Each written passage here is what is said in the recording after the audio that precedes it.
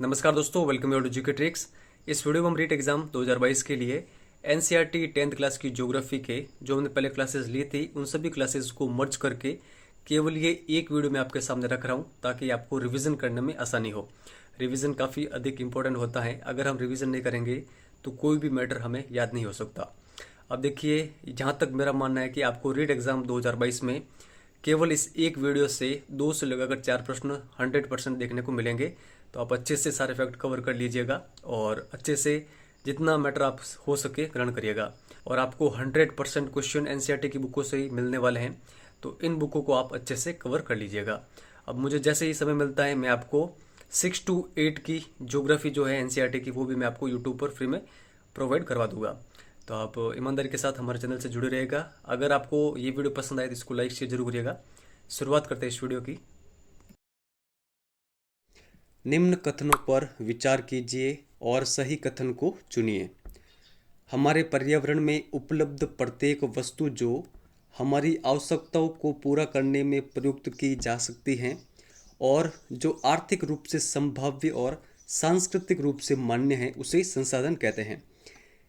Second जो कथन है वो है, संसाधन मानवीय क्रियाओं का परिणाम है तथा मानव स्वयं संसाधनों का महत्वपूर्ण हिस्सा है।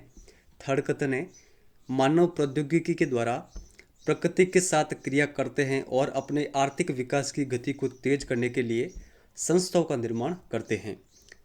और लास्ट का कथन है कि सभी कथन सही हैं। देखिए, करेक्ट आंसर होगा ये ऊपर के जो तीनों कथन है ये सत्य हैं, तो डी नंबर ऑप्शन यहाँ पर सही आंसर होगा। तीनों कथन काफ़ी अधिक इंपॉर्टेंट है और यहाँ से आपके एग्जाम में क्वेश्चन बन सकता है सत्य असत्य वाला, तो ये सारे फैक्ट आप ध्यान रखिएगा। मुख्य रूप से संसाधनों का वर्गीकरण कितने वर्गों में किया जाता है? देखिए, सही आंसर होगा 4 भागों के अंतर्गत। 4 भाग कौन कौन से? उत्पत्ति के आधार पर संसाधन, समाप्यता के आधार पर, स्वामित्व के आधार पर और विकास के स्तर के आधार पर संसाधन। तो ये 4 प्रकार है संसाधनों के। इनमें से देखिए, जो सबसे पहला प्रकार है उत्पत्ति के आधार पर संसाधन, इनको भी 2 भागों में बांटा गया है, जैव और अजैव। समाप्यता के आधार पर 2 भागों में बांटा गया है संसाधनों को, नवीकरण योग्य और अनवीकरण योग्य। स्वामित्व के आधार पर व्यक्तिगत हैं, सामुदायिक हैं, राष्ट्रीय और अंतर्राष्ट्रीय हैं, यानी 4 भागों में बांटा गया है। विकास के स्तर के आधार पर भी 4 भागों में बांटा गया है, संभावी, विकसित, भंडार और संचित कोष। तो ये सारा आप ध्यान रखिएगा। खनिज और जीवाश्म ईंधन किस प्रकार के संसाधनों के उदाहरण हैं? देखिए, मोस्ट इंपोर्टेंट क्वेश्चन है। खनिज और जो जीवाश्म ईंधन है ये प्रकार है अनवीकरण योग्य संसाधनों के। सेकंड नंबर ऑप्शन यहाँ पर सही आंसर होगा। ऐसा विकास जो पर्यावरण को बिना नुकसान पहुंचाए हो और वर्तमान विकास की जो प्रक्रिया है वो भविष्य की पीढ़ियों की आवश्यकताओं की अवहेलना न करे। तो ये परिभाषा किसकी है यह बताना है। तो देखिए, ये क्वेश्चन कई बार के एग्जाम में आ चुका है। सही आंसर होगा सतत पोषणीय विकास की ये परिभाषा है, तो आप ध्यान रखिएगा। प्रथम अंतर्राष्ट्रीय पृथ्वी सम्मेलन ब्राजील के शहर रियो डी जेनेरो में कब आयोजित हुआ? तो देखिए, सही आंसर होगा प्रथम अंतर्राष्ट्रीय पृथ्वी सम्मेलन 1992 के अंतर्गत आयोजित हुआ था। थर्ड नंबर ऑप्शन यहाँ पर सही आंसर होगा। किस सम्मेलन में भूमंडलीय वन सिद्धांतों पर सहमति जताई गई? तो ये कौन सा सम्मेलन है? रियो सम्मेलन। प्रथम अंतर्राष्ट्रीय पृथ्वी सम्मेलन में किन समस्याओं का हल ढूंढने का प्रयास किया गया? पर्यावरण संरक्षण, आर्थिक विकास की समस्या, सामाजिक विकास की समस्या या फिर सभी? तो देखिए, सही आंसर होगा सभी। इन सभी समस्याओं के हल ढूंढने का प्रयास किया गया था प्रथम अंतर्राष्ट्रीय पृथ्वी सम्मेलन के अंतर्गत। एजेंडा 21 का संबंध किस सम्मेलन से है? तो देखिए, सही आंसर होगा रियो सम्मेलन 1992 से। और एजेंडा 21 का उद्देश्य क्या है? भूमंडलीय सतत पोषणीय विकास हासिल करना। किस पंचवर्षीय योजना में संसाधन नियोजन के उद्देश्य की पूर्ति के लिए प्रयास किए गए? तो देखिए, ये किए गए थे प्रथम पंचवर्षीय योजना के अंतर्गत। फर्स्ट नंबर ऑप्शन यहाँ पर सही आंसर होगा। अंतर्राष्ट्रीय स्तर पर व्यवस्थित तरीके से संसाधन संरक्षण की वकालत कब क्लब ऑफ रोम ने की? तो कब की? सही आंसर होगा फर्स्ट नंबर ऑप्शन 1968 के अंतर्गत। ब्रुंडलैंड आयोग का संबंध है तो देखिए सही आंसर होगा इस आयोग का संबंध है सतत पोषणीय विकास से। सेकंड नंबर ऑप्शन यहाँ पर सही आंसर होगा। तो ब्रुंडलैंड आयोग ने एक रिपोर्ट प्रस्तुत की थी सतत पोषणीय विकास के संबंध में, और इस रिपोर्ट में बाद में इस रिपोर्ट को देखिए हमारा साझा भविष्य पुस्तक के रूप में प्रकाशित किया गया था। तो ये फैक्ट आप ध्यान रखिएगा। भारत का लगभग कितना क्षेत्र मैदानी भाग है? देखिए मोस्ट इंपॉर्टेंट क्वेश्चन है। भारत का लगभग 43% जो भाग है वो क्या है? मैदानी भाग है, और 30% भाग पर्वत है, 27% भाग पठार है। जहां एक कृषि वर्ष या उससे कम समय में खेती न की गई हो उसे क्या कहते हैं? तो देखिए इसको कहा जाता है वर्तमान प्रति भूमि। राष्ट्रीय वन नीति 1952 द्वारा निर्धारित वनों के अंतर्गत कितने प्रतिशत भौगोलिक क्षेत्र वांछित हैं? तो देखिए सही आंसर होगा 33% क्षेत्र। भारत में लगभग कितने करोड़ हेक्टेयर भूमि निम्नलिखित हैं? तो देखिए सही आंसर होगा कितने करोड़ हेक्टेयर? तो 13 करोड़ हेक्टेयर। मृदा निर्माण की प्रक्रिया में मुख्य कारक हैं वनस्पति उच्चावच, जनक शैलें, संस्तर शैलें, जलवायु, अन्य जैव पदार्थ या फिर सभी। तो देखिए सही आंसर होगा सभी। भारत के विशाल मैदान व तटीय मैदान किस मिट्टी से बने हुए हैं? तो देखिए ये बने हुए हैं काप मिट्टी से। काप मिट्टी का ही अन्य नाम है जलोढ़ मिट्टी। तो आप ये ध्यान रखिएगा। और जो ये जलोढ़ मिट्टी है इसका जो क्षेत्रफल है वो कितना है? 8 लाख वर्ग किलोमीटर। खादर प्रदेश में किस प्रकार की मिट्टी मिलती है? तो देखिए सही आंसर होगा नूतन काप मिट्टी। सेकंड ऑप्शन यहाँ पर सही आंसर होगा। तो आप ये ध्यान रखिएगा जो खादर प्रदेश में जो ये नूतन काप मिट्टी है इसे हम और किस नाम से जानते हैं? जो नवीन जलोढ़ मैदान है इस नाम से भी इसको जाना जाता है। तो आप ये ध्यान रखिएगा खादर प्रदेश को। काली मिट्टी मुख्य रूप से पाई जाती है तो कहाँ पर पाई जाती है? ये भी काफ़ी अधिक इंपॉर्टेंट प्रश्न है। देखिए महाराष्ट्र, गुजरात, मध्य प्रदेश व आंध्र प्रदेश के पश्चिमी भाग में, कर्नाटक के उत्तरी भाग में, दक्षिणी पूर्वी राजस्थान में, इन सभी जगहों पर पाई जाती है काली मिट्टी। तो फिफ्थ नंबर ऑप्शन यहाँ पर सही आंसर होगा सभी। और इस मिट्टी का विस्तार कितना है? 5 लाख वर्ग किलोमीटर। किस मिट्टी को रेगर मिट्टी कहा जाता है? देखिए रेगर मिट्टी कहा जाता है काली मिट्टी को। थर्ड नंबर ऑप्शन यहाँ पर सही आंसर होगा। और काली मिट्टी किस कृषि के लिए उपयुक्त है? तो कपास है, मूंगफली और गन्ना, इन सभी कृषि के लिए उपयुक्त है काली मिट्टी। कौन सी मिट्टी सूखने पर कड़ी हो जाती है और इसमें दरारें पड़ जाती है, इसमें सिंचाई की भी आवश्यकता क्या होती है? कम होती है। तो ये मिट्टी कौन सी है? देखिए ये मिट्टी है काली मिट्टी। फर्स्ट नंबर ऑप्शन यहाँ पर सही आंसर होगा। किस मिट्टी का रंग भूरा और लाल होता है और इसमें लोहे का जो अंश है वो भी अधिक रहता है? तो देखिए ये मिट्टी है लाल मिट्टी। सेकंड नंबर ऑप्शन यहाँ पर सही आंसर होगा। लाल मिट्टी के प्रमुख क्षेत्र कौन कौन से हैं? कहाँ कहाँ पर ये पाई जाती है? छत्तीसगढ़ है, छोटा नागपुर है, उड़ीसा, आंध्र प्रदेश के जो पूर्वी भाग हैं, तमिलनाडु और कर्नाटक में। लेटेराइट मृदा में किन तत्वों की अधिकता रहती है? तो देखिए सही आंसर होगा लोहा और एल्यूमिनियम की। और देखिए लेटेराइट मृदा वहाँ पर पाई जाती है जहाँ पर वर्षा अधिक हो और तापमान भी अधिक रहता हो। तो आप ये ध्यान रखिएगा। जैसे कि ये किन किन क्षेत्रों में हमें मिलती है? पश्चिमी घाट है, राजमहल की जो पहाड़ियाँ हैं, पश्चिम बंगाल और असम है, इन सभी जगहों पर बारिश भी अच्छी होती है और तापमान भी अधिक रहता है। तो आप ध्यान रखिएगा। लेटराइट मृदा किसकी कृषि के लिए उपयुक्त हैं? देखिए चाय और कॉफ़ी इन दोनों के लिए उपयुक्त होती है लेटराइट मृदा। थर्ड नंबर ऑप्शन यहाँ पर सही आंसर होगा चाय के लिए। लेटराइट शब्द की उत्पत्ति ग्रीक भाषा के लेटर शब्द से हुई है जिसका अर्थ होता है ईंट। तो आप ध्यान रखिए। तमिलनाडु, आंध्र प्रदेश और केरल की जो लाल लेटराइट मृदा है वो काजू की फसल के लिए अधिक उपयुक्त हैं। ये मोस्ट इंपॉर्टेंट फैक्ट है, तो आप ये ध्यान रखिएगा। लेटराइट मृदा का पीएच मान लगभग रहता है तो कितना रहता है?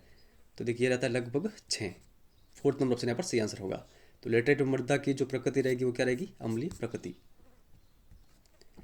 किस मृदा को सही तरीके से सिंचित करके कृषि योग्य बनाया जा सकता है जैसा कि पश्चिमी राजस्थान में हो रहा है? तो ये मृदा कौन सी है? देखिए अगर हम जो मरुस्थलीय मिट्टी है इसको अगर हम सही तरीके से सिंचित करते हैं तो ये कृषि योग्य भी हो जाती है। तो फोर्थ नंबर यहाँ पर सही आंसर होगा। तो ये आप ध्यान रखिएगा। कौन सी मृदा आमतौर पर पहाड़ी और पर्वतीय क्षेत्रों में पाई जाती है? तो देखिए ये मृदा है वन मृदा। पंजाब में भूमि निम्नीकरण का मुख्य कारण क्या है? तो देखिए सही आंसर होगा अत्यधिक सिंचाई। किस प्रांत में सीढ़ीदार खेती की जाती है? तो इसका सही आंसर होगा उत्तराखंड के अंतर्गत। कौन से मानवीय क्रिया भूमि निम्नीकरण के लिए उत्तरदायी है? खनन, वनोन्मूलन, अति पशुचारण या फिर सभी? तो इसका सही आंसर होगा सभी। वह भूमि जहाँ पर 1 से 5 वर्ष तक खेती न की गई हो क्या कहलाती है? तो देखिए इस प्रकार की जो भूमि होती है वो कहलाती है पुरातन पड़ती भूमि। सेकंड नंबर ऑप्शन यहाँ पर सही आंसर होगा। भारत में कुल सिंचित क्षेत्र के लगभग कितने प्रतिशत हिस्से पर खेती हो सकती है? देखिए सही आंसर होगा 54% क्षेत्र पर। तो आप ध्यान रखिएगा। लौह अयस्क किस प्रकार का संसाधन है? तो करेक्ट आंसर होगा अनवीकरण योग्य। ज्वारीय ऊर्जा निम्नलिखित में से किस प्रकार का संसाधन नहीं है? मानवकृत, पुनः पूर्ति योग्य, अजैव या फिर अचक्रीय? तो देखिए सही आंसर होगा जो ज्वारीय ऊर्जा है ये पुनः पूर्ति योग्य संसाधन नहीं है। तो सेकंड नंबर ऑप्शन यहाँ पर सही आंसर होगा। तो ज्वारीय ऊर्जा क्या क्या है? देखिए ये मानवकृत एक संसाधन है, अजैव और अचक्रीय संसाधन है। निम्न में से कौन सा कथन सही है वो बताना है। नदी घाटियों के निचले क्षेत्रों विशेषकर नदी सोपानों और जलोढ़ पंखों आदि में वन मृदा उपजाऊ होती है। जो भूमि जोतने योग्य नहीं रहती उसे उत्खात भूमि कहते हैं। ढाल वाली भूमि पर समोच्च रेखाओं के समांतर हल चलाने से ढाल के साथ जो जल का बहाव है उसकी गति क्या होती है? घटती है या फिर सभी? देखिए तीनों कथन सत्य हैं तो सभी हमारा करेक्ट आंसर होगा। तो ये सारे फैक्ट आप ध्यान रखिएगा। उत्खात भूमि क्या होती है और ये जो ये समोच्च रेखाओं वाला है ये फैक्ट और जो ऊपर वाला फैक्ट है मोस्ट इंपॉर्टेंट है, तो इनके बारे में आप ध्यान रखिएगा। तो देखिए जितने भी क्वेश्चन थे वो मैंने आपके सामने रखे। अब कुछ और फैक्ट वो भी देख लेते हैं। देखिए जितने भी यहाँ पर ये संसाधन दे रखे हैं इनके अंतर्गत किन किन को रखा गया वो हम देख लेते हैं। तो देखिए जो जैव संसाधन है इसके अंतर्गत जो जीवित प्राणी होते हैं उनको रखा जाता है, जैसे कि मनुष्य है जिनमें जीवन होता है, वनस्पति जात है, प्राणी जात है, मत्स्य जीवन, पशुधन, ये सभी। अजैव के अंतर्गत चट्टानें हैं, धातुएं हैं। नवीकरण योग्य में सौर तथा पवन ऊर्जा, जल, वन और वन्य जीवन। अनवीकरण योग्य संसाधनों में खनिज है, जीवाश्म ईंधन है। व्यक्तिगत में निजी भूमि, बाग, चरागाह, तालाब और कुओं का जल।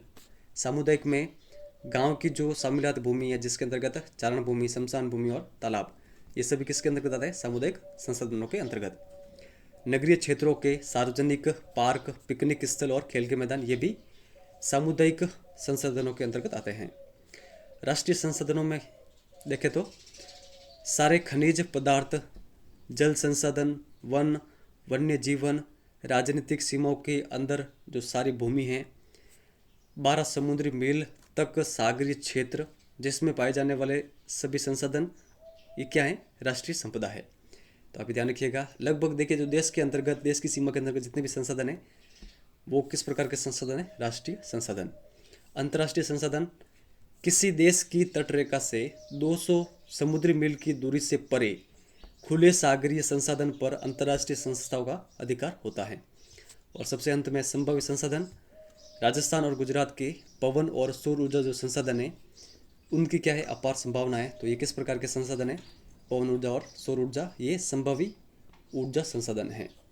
तो आप ये ध्यान रखिएगा।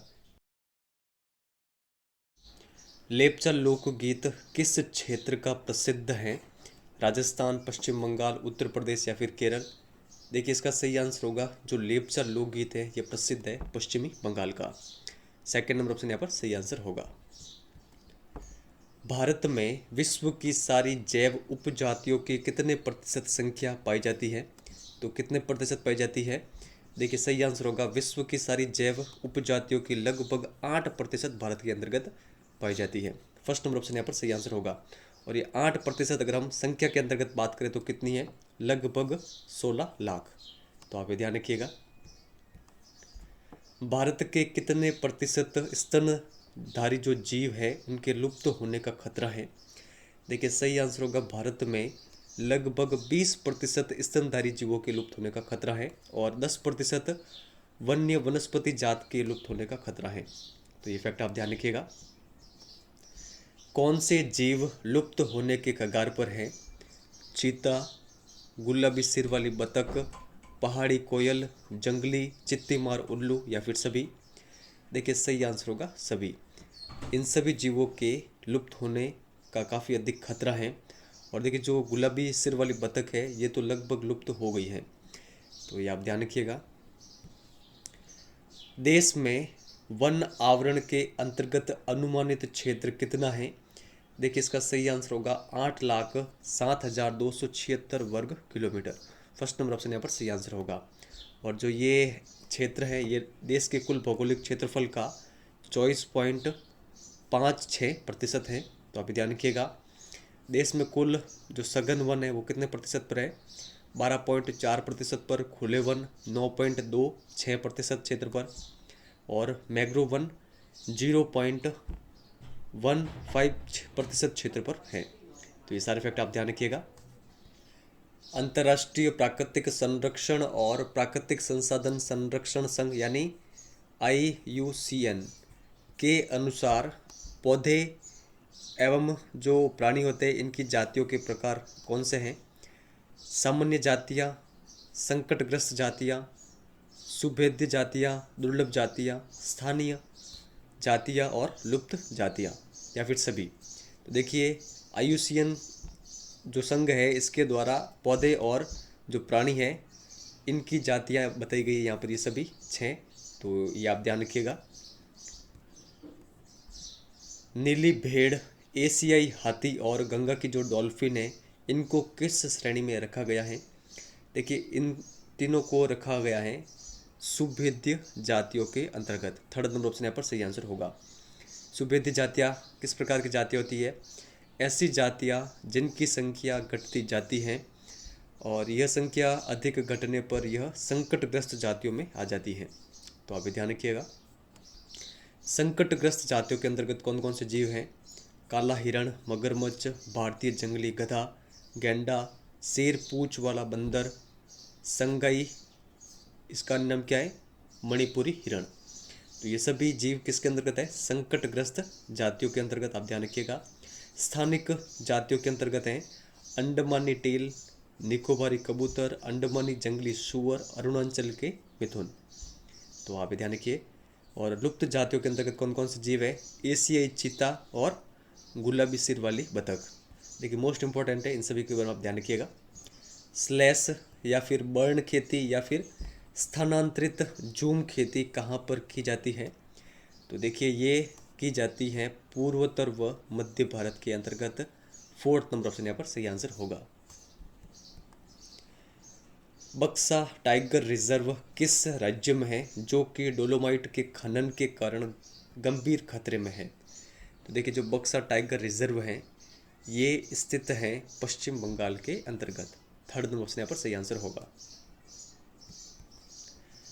हिमालयन यव औषधि पौधा कहाँ पर मुख्यतः पाया जाता है? देखिए जो हिमालयन यव औषधि नाम का जो पौधा है ये पाया जाता है हिमाचल प्रदेश और अरुणाचल प्रदेश के अंतर्गत। फर्स्ट नंबर ऑप्शन यहाँ पर सही आंसर होगा। यह चीड़ की प्रकार का एक सदाबहार वन है हिमालयन यव औषधि पौधा। इससे बनाई गई जो दवाई है वो विश्व में सबसे अधिक बिकने वाली कैंसर की औषधि है, तो आप ध्यान रखिएगा। इस कारण इसका काफ़ी अधिक यूज होता है और इसके अत्यधिक निष्कासन से इसकी विलुप्ति का खतरा उत्पन्न हो गया है, तो ये आप ध्यान रखिएगा। निम्न में से कौन सा कथन सत्य है? भारत के आधे से अधिक जो प्राकृतिक वन हैं वो लगभग खत्म हो गए हैं।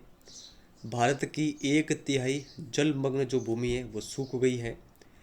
70% धरातलीय जल जो क्षेत्र हैं वो प्रदूषित हैं। 40% जो मैंग्रोव क्षेत्र है वो लुप्त हो चुके हैं, या फिर सभी? देखिए सही आंसर होगा सभी। चारों कथन सत्य हैं, तो ये चारों फैक्ट आप ध्यान रखिएगा।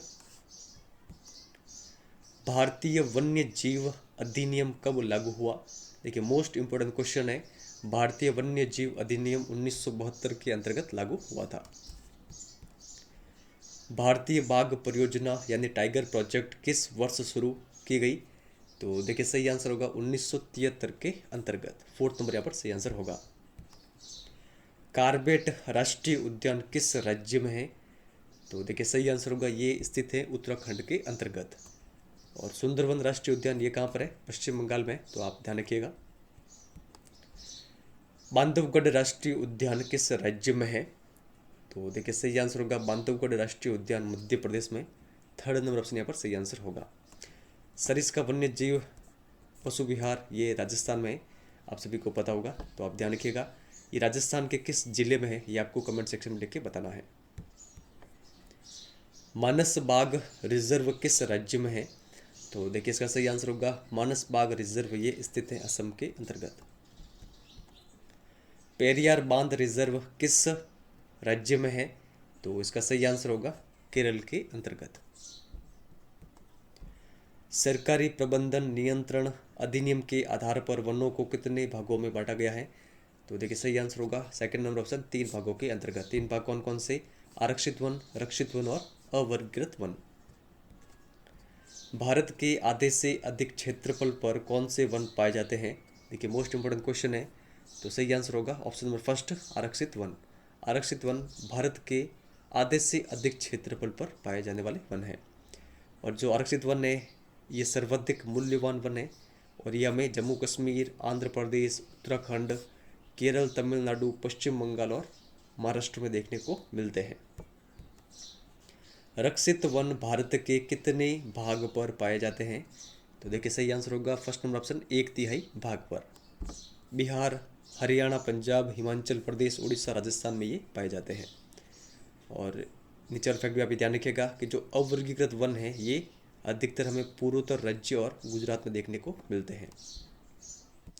राजस्थान के किस जिले के 5 गांव के लोगों ने 1200 हेक्टेयर वन भूमि को भैरव देव डाकव सेंचुरी घोषित की? देखिए मोस्ट इंपोर्टेंट क्वेश्चन है, सही आंसर होगा ये किसान किस जिले के हैं? फोर्थ नंबर यहाँ पर सही आंसर होगा अलवर के। तो आप ध्यान रखिएगा अलवर जिले के 5 गांव के लोगों ने लगभग 1200 हेक्टेयर जो भूमि है वन भूमि उसको भैरव देव डाकव सेंचुरी घोषित किया है, तो ये आप ध्यान रखिएगा। संयुक्त वन प्रबंधन कार्य की शुरुआत किस वर्ष से हुई? सही आंसर होगा 1988 से। निम्न में से कौन सा संरक्षण तरीका समुदायों की सीधी भागीदारी नहीं करता? संयुक्त वन प्रबंधन, वन्य जीव पशु विहार, बीज बचाओ आंदोलन, चिपको आंदोलन। तो देखिए इसका सही आंसर होगा सेकंड नंबर ऑप्शन वन्य जीव पशु विहार। काजीरंगा राष्ट्रीय उद्यान ये कहाँ पर है? देखिए सही आंसर होगा काजीरंगा राष्ट्रीय उद्यान ये असम में स्थित है। फोर्थ नंबर ऑप्शन यहाँ पर सही आंसर होगा। संयुक्त वन प्रबंधन का पहला प्रस्ताव पास करने वाला राज्य कौन सा है? ओडिशा, राजस्थान, केरल, सिक्किम। तो देखिए काफ़ी अधिक इंपॉर्टेंट प्रश्न है, सही आंसर होगा ऑप्शन नंबर फर्स्ट ओडिशा। पृथ्वी के धरातल पर जल कितना है? 1/3, 2/3, 3/4 या फिर कोई नहीं? देखिए काफ़ी कॉमन क्वेश्चन है लेकिन कुछ स्टूडेंट इसमें भी गलती कर सकते हैं। इन 2 ऑप्शनों में आप कंफ्यूज हो सकते हो, तो आपको ये ध्यान रखना है पृथ्वी के धरातल पर जो जल है वो है 3/4। थर्ड नंबर ऑप्शन यहाँ पर सही आंसर होगा। जल किस प्रकार का संसाधन है? ये भी मोस्ट इंपॉर्टेंट क्वेश्चन है। तो देखिए जल जो है ये नवीकरण योग्य संसाधन है। थर्ड नंबर ऑप्शन यहाँ पर सही आंसर होगा। भारत की औसत वार्षिक वर्षा कितनी है? तो देखिए भारत की जो औसत वार्षिक वर्षा है वो है 114 सेंटीमीटर। तो आप ये ध्यान रखिएगा, थर्ड नंबर ऑप्शन यहाँ पर सही आंसर होगा। वर्तमान समय में भारत में कुल विद्युत का लगभग कितने प्रतिशत भाग जल विद्युत है? ये भी काफ़ी अधिक इंपॉर्टेंट क्वेश्चन है।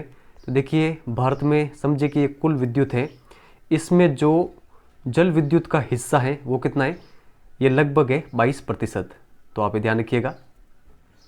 किस मौर्य शासक के समय वृहद स्तर पर बांध, झील और सिंचाई तंत्रों का निर्माण हुआ? तो ये कौन से मौर्य शासक हैं? देखिए इनका नाम है चंद्रगुप्त। चंद्रगुप्त मौर्य के समय में वृहद स्तर पर बांध, झील और सिंचाई तंत्रों का निर्माण हुआ था।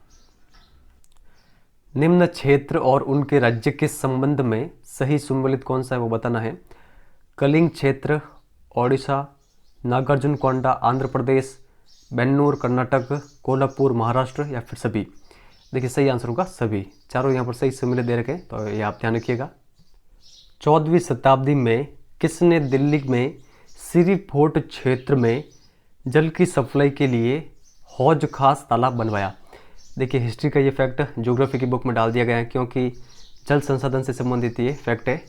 तो आप ये ध्यान रखिएगा कि 14वीं शताब्दी में जो इल्तुतमिश है इसने दिल्ली में सिरी फोर्ट क्षेत्र में जल की सप्लाई के लिए हौज खास नामक एक तालाब बनवाया था।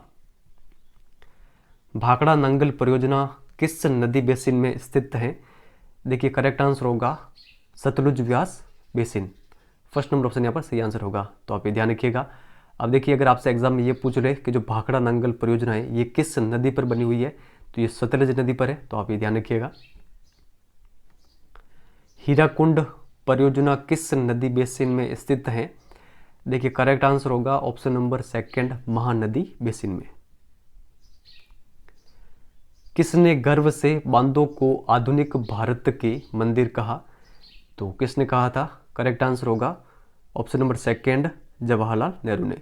तो आप ध्यान रखिएगा। आप देखिए यहाँ पर अगर बांध की जगह एक वर्ड और भी यूज हो सकता है, बहुउद्देशीय परियोजनाएं। बहुउद्देशीय परियोजनाओं को आधुनिक भारत के मंदिर किसने कहा? तो जवाहरलाल नेहरू ने। या फिर बांधों को आधुनिक भारत के मंदिर किसने कहा? तो जवाहरलाल नेहरू ने। दोनों एक ही, आप ये ध्यान रखिएगा। किस बांध निर्माण के विरोध में नर्मदा बचाओ आंदोलन शुरू हुआ था? देखिए करेक्ट आंसर होगा option number third, Sardar Sarovar बांध के निर्माण के विरोध में। और जो देखिए ये नर्मदा बचाओ आंदोलन है ये एक प्रकार का गैर सरकारी संगठन था। तो इफेक्ट आप ध्यान रखिएगा, बुक के अंतर्गत इफेक्ट दे रखा है। सरदार सरोवर बांध परियोजना कितने राज्यों के मध्य में है? तो देखिए सही आंसर होगा 4 राज्यों के मध्य में है। 4 राज्य कौन कौन से? महाराष्ट्र, मध्य प्रदेश, गुजरात और राजस्थान। सरदार सरोवर बांध किस राज्य में है? तो देखिए ये बांध कहाँ पर है? ये बांध है गुजरात के अंतर्गत। थर्ड ऑप्शन यहाँ पर सही आंसर होगा। और देखिए जो सरदार सरोवर बांध है इस परियोजना से राजस्थान के लगभग 124 गांव में जलापूर्ति होती है। तो आप ये ध्यान रखिएगा। किस नहर के माध्यम से? तो इस नहर का नाम है नर्मदा नहर। कृष्णा गोदावरी विवाद किन किन राज्यों के मध्य में है? तो देखिए कृष्णा गोदावरी जो विवाद है ये महाराष्ट्र, कर्नाटक और आंध्र प्रदेश के मध्य है। थर्ड नंबर ऑप्शन यहाँ पर सही आंसर होगा। कोयना नदी जल विद्युत परियोजना किस सरकार की परियोजना है? तो देखिए सही आंसर होगा महाराष्ट्र सरकार की। और जो विवाद है कौन सा वाला? कृष्णा गोदावरी विवाद, वो इसी परियोजना के कारण उत्पन्न हुआ था।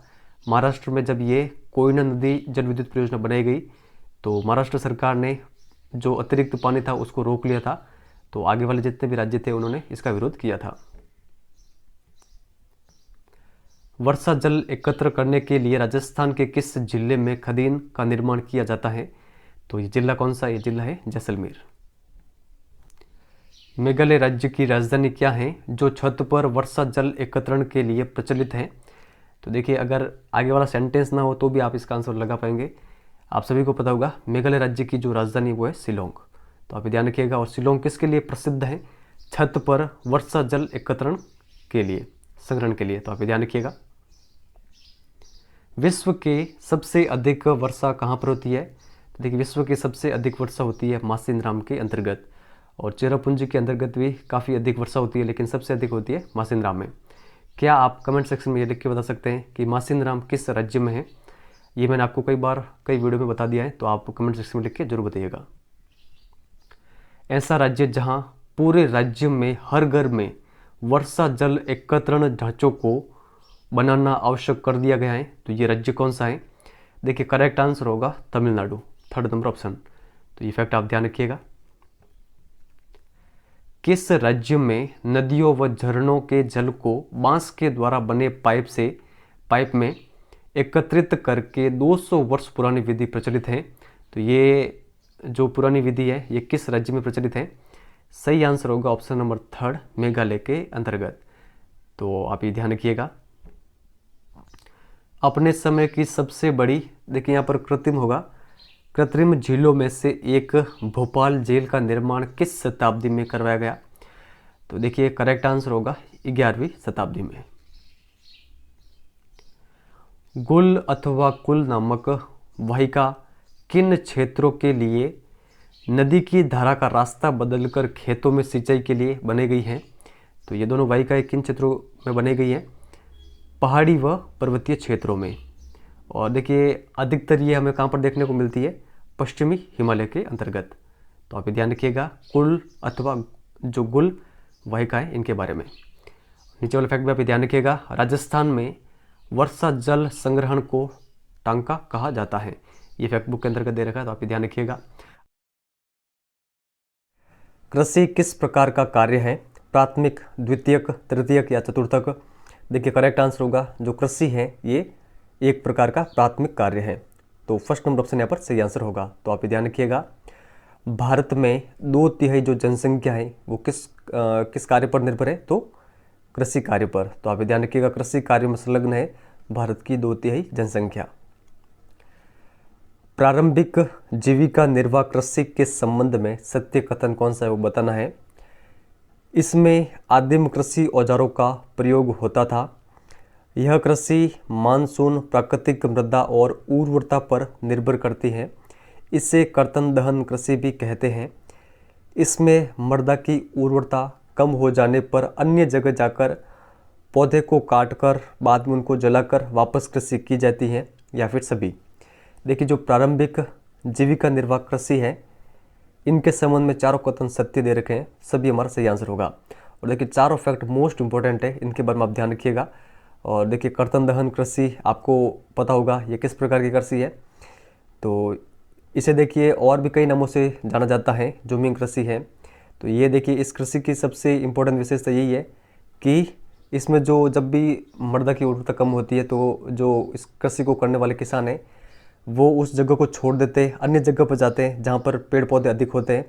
बाद में उन पेड़ पौधों को काट दिया जाता है, काट कर उनको जला दिया जाता है। जो वहाँ पर राख बचती है उसको मिट्टी के अंदर मिला दिया जाता है।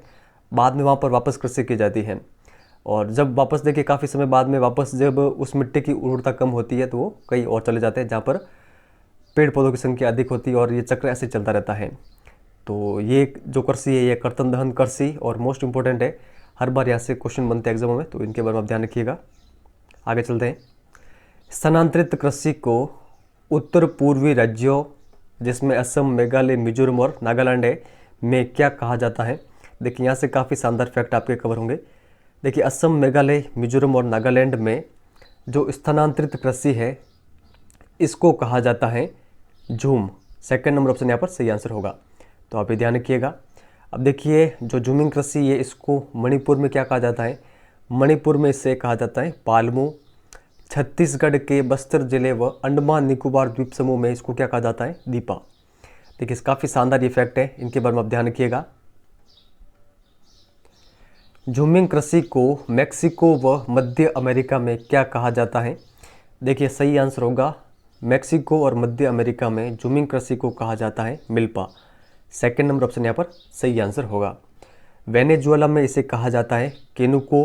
ब्राज़ील में कहा जाता है रोका। मध्य अफ्रीका में इसे कहा जाता है मसोले।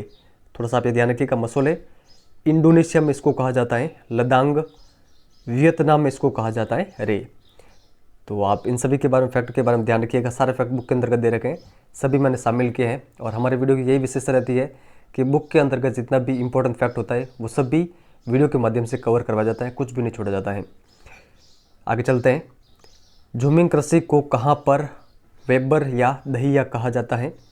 देखिए ये भी काफ़ी अधिक इंपॉर्टेंट क्वेश्चन है। सही आंसर होगा मध्य प्रदेश के अंतर्गत झूमिंग कृषि को वेबर या दहिया कहा जाता है। अन्य भी देख लेते हैं नीचे वाले फैक्ट। देखिए हिमालयन क्षेत्र में इसको कहा जाता है खील।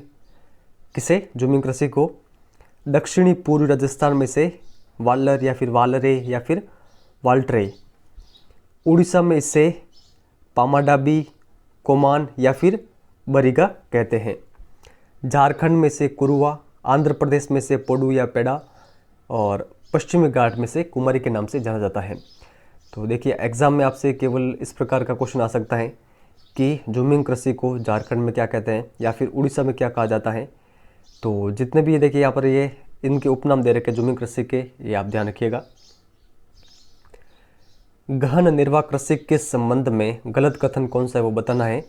भूमि पर जनसंख्या के अधिक दबाव के कारण यह कृषि की जाती है।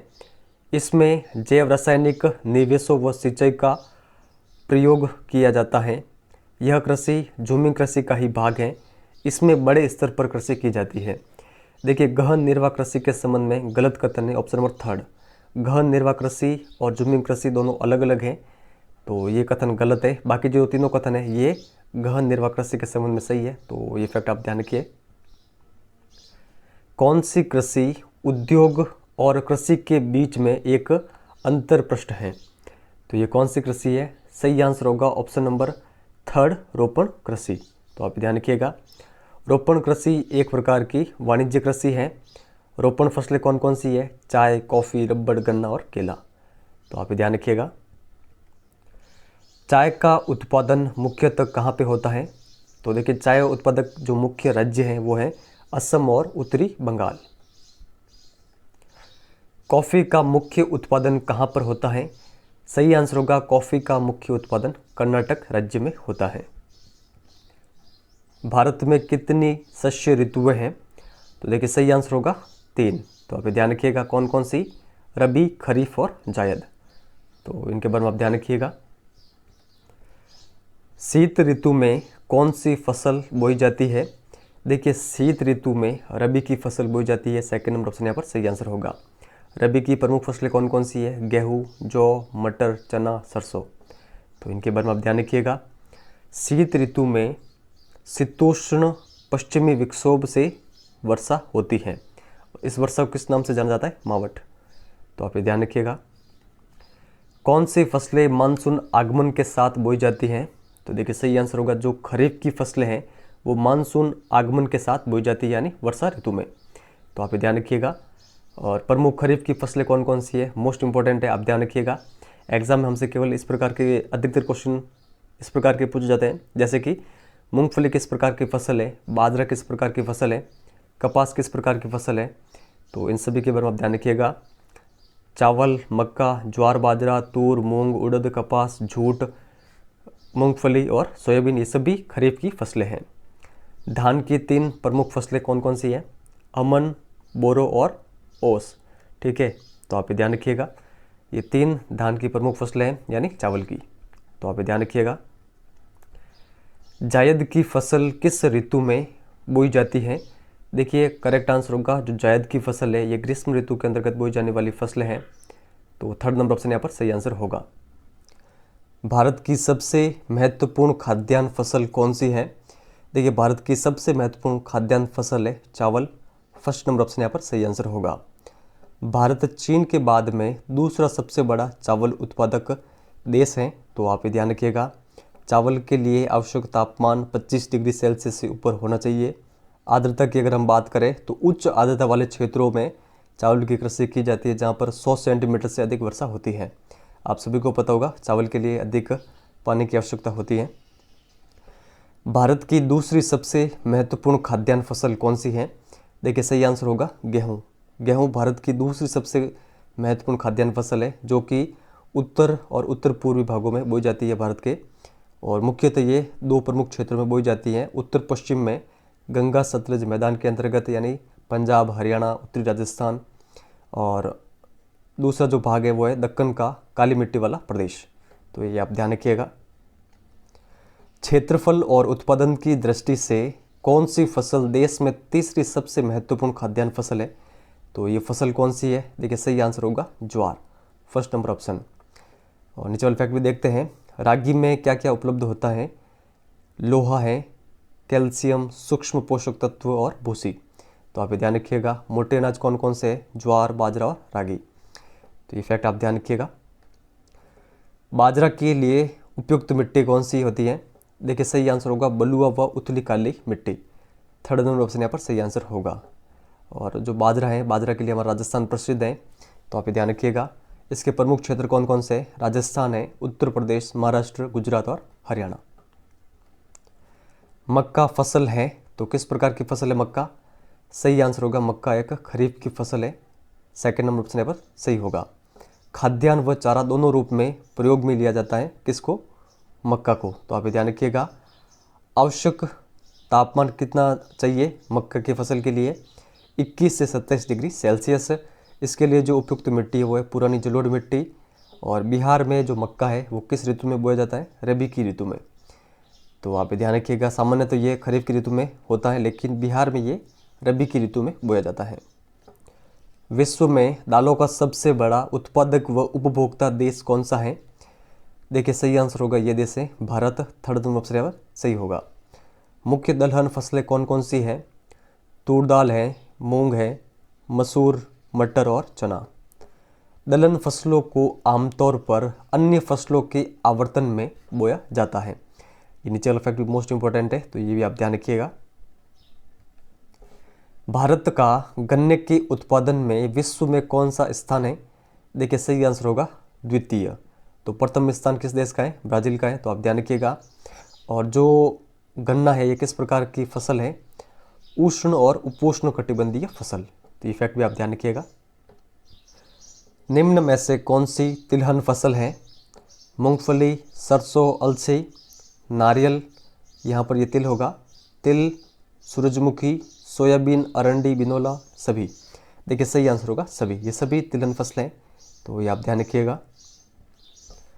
मूंगफली का सबसे प्रमुख जो उत्पादक राज्य है वो कौन सा है?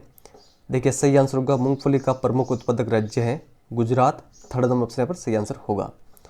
यह एक प्रकार की खरीफ की फसल है। देश में मुख्य तिलहन फसलों में कुल उत्पादन का जो आधा भाग है ये किसका है? ये है मूंगफली का। अलसी व जो सरसों है ये किस प्रकार की फसल है? ये रबी की फसल है, तो ये फैक्ट आप ध्यान रखिए। भारत विश्व में किस देश के बाद में चाय के उत्पादन में दूसरा सबसे बड़ा देश है? देखिए सही आंसर होगा चीन के बाद में। और देखिए उपयुक्त मिट्टी कौन सी है चाय की कृषि के लिए? जीवाश्म युक्त गहरी मिट्टी, तो आप ध्यान रखिएगा। भारत में किस फसल की अरेबिका किस्म की पैदावार होती है? देखिए जो अरेबिका किस्म है ये किस्म है कॉफ़ी की, सेकंड नंबर ऑप्शन यहाँ पर सही आंसर होगा, तो आप ध्यान रखिएगा। इसकी शुरुआत कहाँ से हुई थी कॉफ़ी की? तो देखिए कॉफ़ी उत्पादन की शुरुआत हुई थी बाबा बुदन की पहाड़ियों से, जो कि कर्नाटक में है, तो आप ध्यान रखिएगा। क्षेत्र की अगर हम बात करें कि मुख्यतः किन किन क्षेत्रों में कॉफ़ी का उत्पादन होता है, तो नीलगिरी पहाड़ी के आसपास में कर्नाटक है, केरल है, तमिलनाडु, इन सभी राज्यों में कॉफ़ी की खेती की जाती है। बागवानी फसलों के उत्पादन में भारत का विश्व में कौन सा स्थान है? देखिए सही आंसर होगा द्वितीय स्थान। तो प्रथम स्थान किस देश का है? चीन का है, ये फैक्ट आप ध्यान रखिएगा। जूट का प्रयोग कहाँ होता है? बोरियां बनाने में, चटाई, रस्सी, तंतु, धागे, गलीचे, दस्तकारी वस्तु, इन सभी को बनाने में, या फिर सभी? देखिए सही आंसर होगा इन सभी को बनाने के लिए जूट का प्रयोग किया जाता है, सभी हमारा सही आंसर होगा। मुख्य आम उत्पादक राज्य कौन से हैं वो यहाँ पर हमें बताना है। महाराष्ट्र, उत्तर प्रदेश, आंध्र प्रदेश, पश्चिम बंगाल, तेलंगाना, सभी।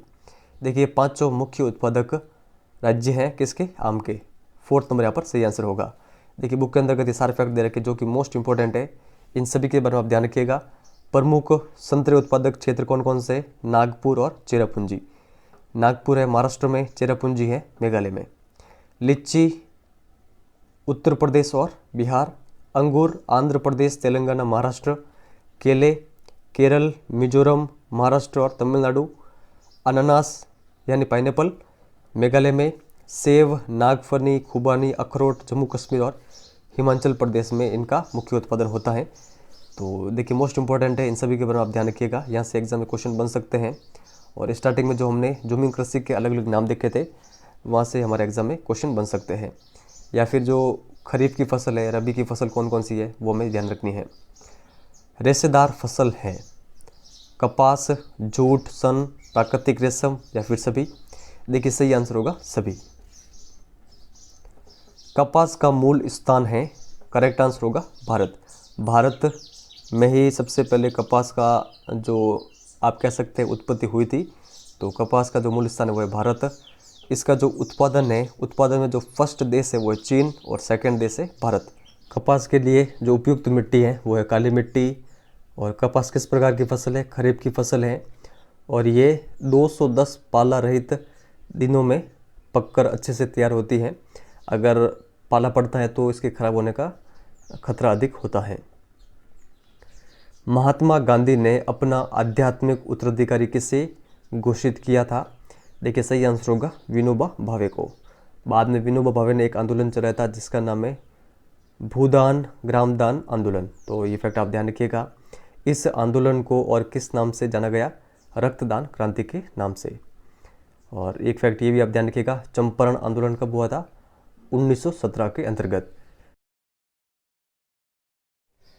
सामान्य एवं वाणिज्यिक उद्देश्य के आधार पर खनिज को कितने भागों में बांटा गया है? तो देखिए इसका सही आंसर होगा 3 भागों के अंतर्गत। 3 भाग कौन कौन से? धात्विक खनिज, अधात्विक खनिज और ऊर्जा खनिज। तो इनके बारे में आप ध्यान रखिएगा। देखिए जो धात्विक खनिज है, धात्विक खनिजों को भी 2 भागों में बांटा गया है। कौन कौन से 2 भाग हैं? लौह धातु और अलोह धातु। तो ये आप ध्यान रखिएगा। इस पुस्तक के अंतर्गत एक प्रकार और दे रखा है, बहुमूल्य धातु। तो देखिए जो बहुमूल्य धातुएं हैं वो लगभग अलोह धातु के अंतर्गत आती हैं। तो मुख्य रूप से जो धात्विक खनिज है इनके 2 प्रकार ही हैं, लौह धातु और अलोह धातु। तो इनके बारे में आप ध्यान रखिएगा। निम्न में से कौन सा सही सुमेलित है? देखिए यहाँ से काफ़ी अधिक इंपॉर्टेंट फैक्ट हमारे कवर होते हैं। तो देखते हैं, धात्विक खनिज के सामने खनिज दे रखे हैं, चूना पत्थर, जिप्सम, संगमरमर, अब्रक, रॉक फॉस्फेट, गीया पत्थर, बलुआ पत्थर, नमक, पोटास और सल्फर। अधात्विक खनिज के सामने दे रखे हैं, लौह अयस्क, मैग्नीज, निकल, कोबाल्ट, सीसा, जस्ता, सोना, चांदी, प्लेटिनम, तांबा।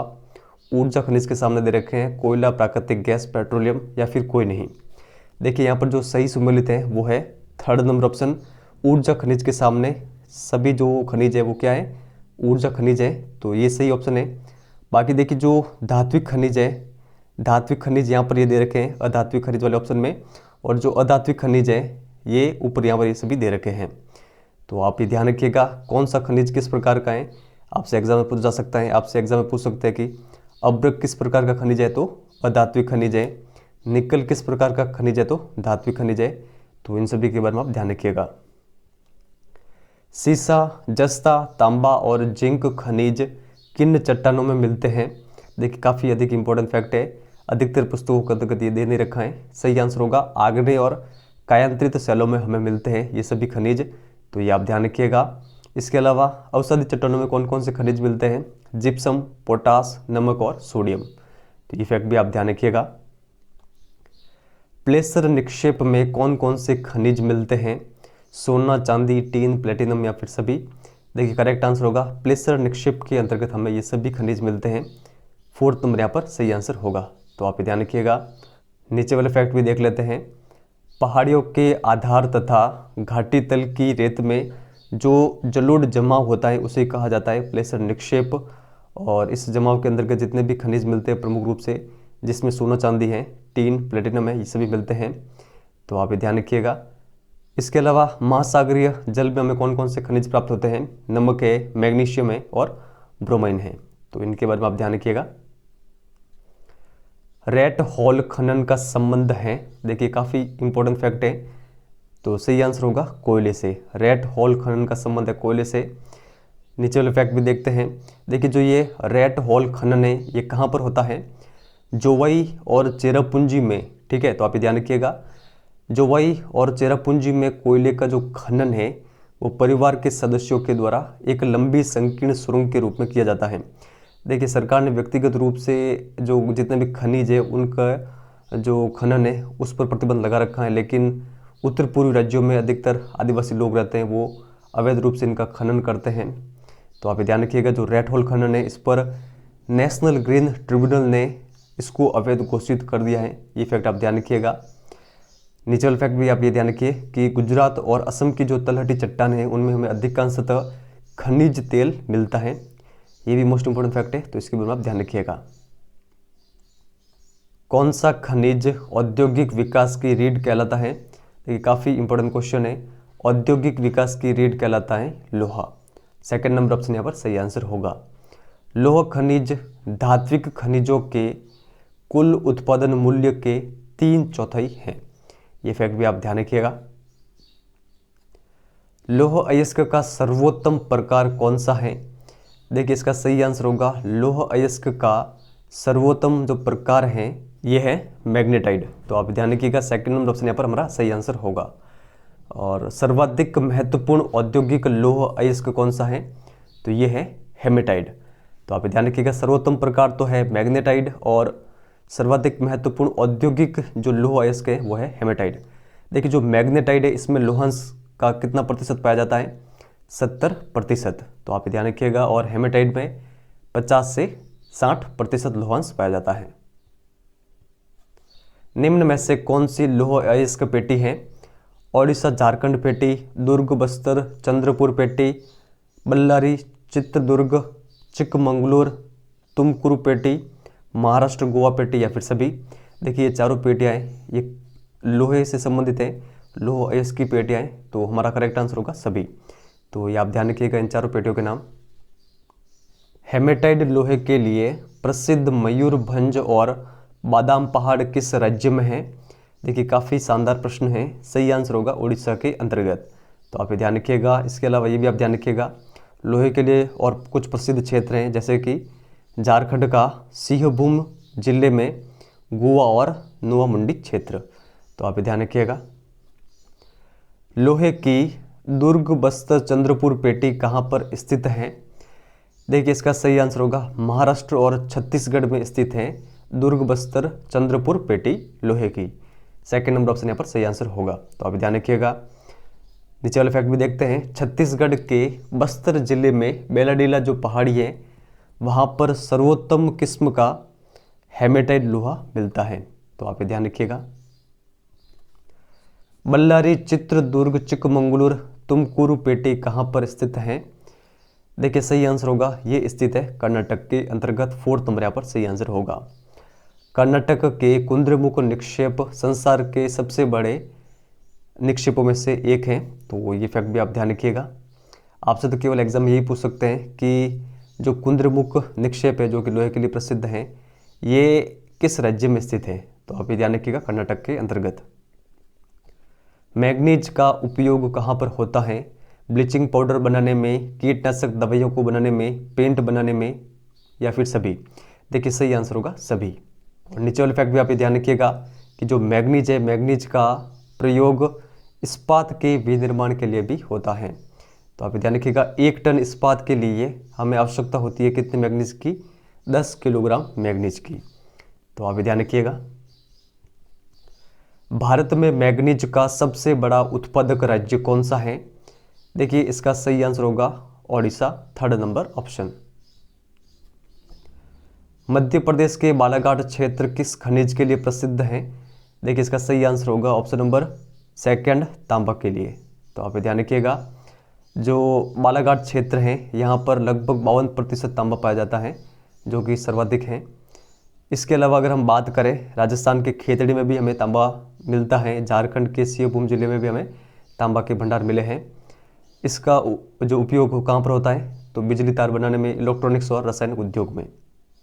तो ये आप ध्यान रखिएगा। बॉक्साइट का सबसे बड़ा उत्पादक राज्य कौन सा है? इसका सही आंसर होगा 3rd नंबर ऑप्शन ओडिशा। अन्य क्षेत्र की अगर हम बात करें कि बॉक्साइट के अन्य क्षेत्र कौन कौन से हैं?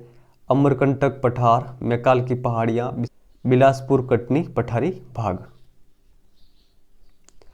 ऐसा खनिज जो सर्वोच्च पैराविद्युत शक्ति ऊर्जा ह्रास का निम्न गुणांक, विस्वाहन के गुण और उच्च वोल्टेज की प्रतियोगिता के कारण विद्युत और इलेक्ट्रॉनिक्स उद्योग में प्रयुक्त होता है। तो ये खनिज कौन सा है?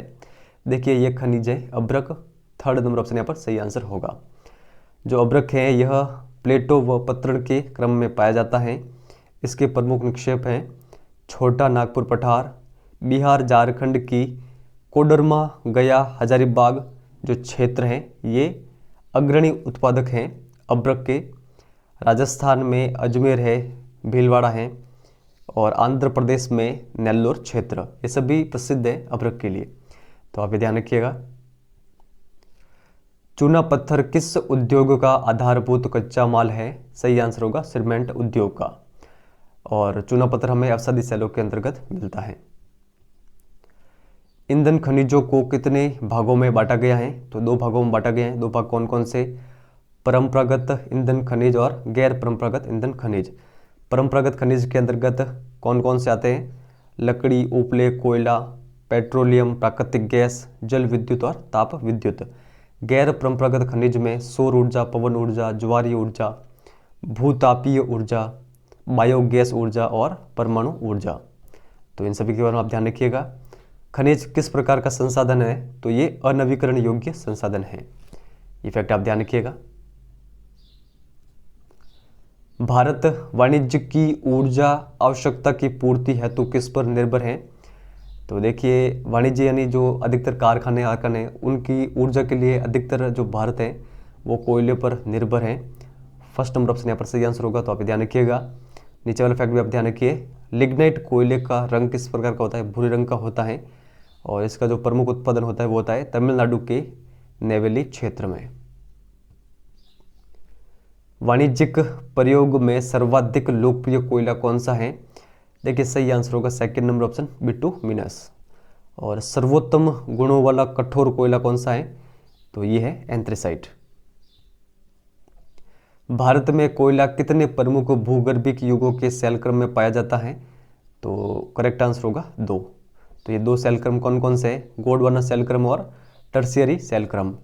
गोंडवाना शैलक्रम का टाइम है 200 लाख वर्ष पूर्व से भी अधिक समय से पहले का जो कोयला है। और ये हमें कहाँ पर मिलता है? दामोदर घाटी, झरिया, रानीगंज और बोकारो में। और टर्शियरी शैलक्रम का जो कोयला है उसका टाइम पीरियड है 55 लाख वर्ष पूर्व। और ये हमें अधिकतर उत्तर पूर्वी राज्य असम, मेघालय, अरुणाचल प्रदेश और नागालैंड के अंतर्गत मिलता है। तो ये फैक्ट सारे दे रखे हैं उसके अंतर्गत, तो आप ध्यान रखिएगा। कोयले के बाद ऊर्जा का दूसरा सबसे प्रमुख साधन कौन सा है? देखिए, सही आंसर होगा कोयले के बाद में ऊर्जा का जो दूसरा प्रमुख साधन है वो है पेट्रोलियम। फर्स्ट नंबर ऑप्शन यहाँ पर सही आंसर होगा। प्रमुख पेट्रोलियम उत्पादक क्षेत्र है मुंबई हाई, गुजरात, अंकलेश्वर, जो कि गुजरात का सबसे बड़ा उत्पादक क्षेत्र है। तो आप ध्यान रखिएगा। भारत का सबसे पुराना तेल उत्पादक राज्य कौन सा है? सही आंसर होगा असम। असम के प्रमुख तेल उत्पादक क्षेत्र कौन कौन से हैं? डिगबोई, नहरकटिया, मोरन, हुगलीजन। तो ये सभी असम में है। तो आप इनके बारे में ध्यान रखिएगा।